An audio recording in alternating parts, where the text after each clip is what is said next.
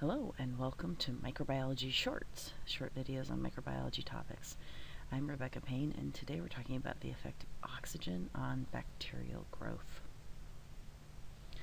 For most of Earth's history, there was no oxygen present. This is atmospheric oxygen in the form of O2 that we breathe in as human beings when we breathe air. The first organisms to produce oxygen were probably cyanobacteria.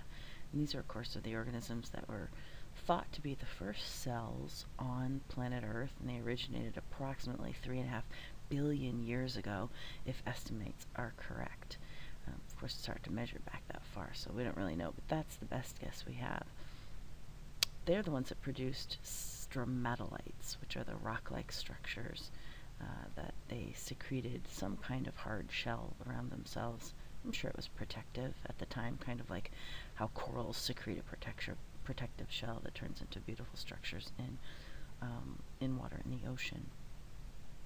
Oxygen, however, isn't required for all microorganisms to survive. Human beings need oxygen. Most multicellular organisms need oxygen. And oxygen is generally produced by photosynthesizing organisms. So plants tend to make oxygen, and most other organisms tend to use oxygen. But microorganisms are a little bit of an exception. Some microbes need oxygen, some do not. And we divide these two groups into two categories. The first are aerobes, and the second are anaerobes. Aerobes are organisms that require oxygen for their cell processes, specifically for making ATP, that $100 bill inside the cell, the currency of the cell that can get things done. Anaerobes, on the other hand, are organisms that do not require oxygen for cell processes. So anaerobes and aerobes together comprise most of the microbial world. Again, there are exceptions, right? There's an exception to everything in microbiology. Oxygen, however, has a problem. It's toxic. And by that I mean cells don't generally like it, and it can do damage to cells.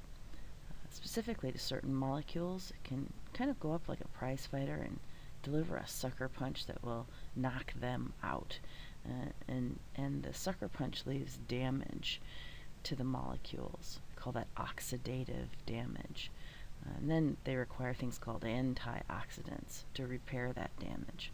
So oxygen is not a friendly molecule for cells, even though cells require it to grow. At least aerobes do, right? Here's a picture that describes the effect of oxygen on bacterial growth. And this is bacterial growth in a test tube. So here we see 5 test tubes labeled A through E.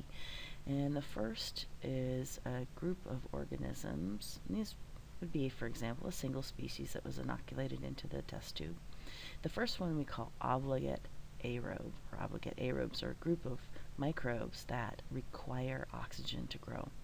So you see at the top of that tube where the media hits the air, right about here. So the interface between the air and the liquid media is important. You see how those bacteria are clustered up here near where the air hits the media. And that's because the air is providing the oxygen into the media. The media itself doesn't have oxygen except what it can get from diffusion from the air into the media. So the air is going to provide the media with oxygen. And down here at the bottom of the tube, there is not much oxygen at all. In fact, the top has the most, and then it decreases down to the very least oxygen down at the bottom. So when you see bacteria clustered up here like this, it means they require oxygen to grow. In this second tube here, we have what are called facultative anaerobes. Facultative anaerobes can grow in the presence of oxygen, but they don't always require oxygen to grow.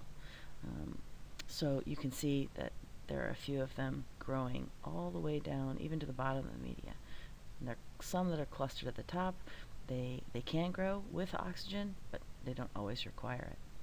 Obligate anaerobes, however, are afraid of oxygen in a sense because they are killed by oxygen usually, and they cannot generally use oxygen for their cell processes, so they stay far away from it. They're only going to grow at the very bottom of the tube. Aerotolerant anaerobes are or anaerobes that aren't going to use the oxygen for growth, but the oxygen isn't going to kill them like it will the obligate anaerobes. So they can grow even up here where there's more oxygen available, even though they're not really using it to grow. And you can tell that by the even distribution of the cells all the way from top to bottom. So whether there's lots of oxygen or very little oxygen, this is not going to make a difference to an aerotolerant anaerobe. Microaerophiles are our last group.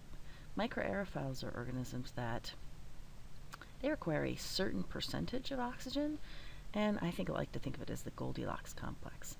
Not too much, so too much oxygen like here in the top of the tube, not good for them. Too little oxygen down here in the bottom of the tube, also not good for them. Here in the middle, that's just right. There's just enough oxygen for them to grow, not too much and not too little. So this is the basics, the fundamentals of oxygen and how it affects bacterial growth. I hope you've enjoyed this microbiology short. Come join me again for another one. Look around on the website. You'll find lots of these little microbiology shorts available for you to learn a little bit more about our microbial world. Bye now and have a great day.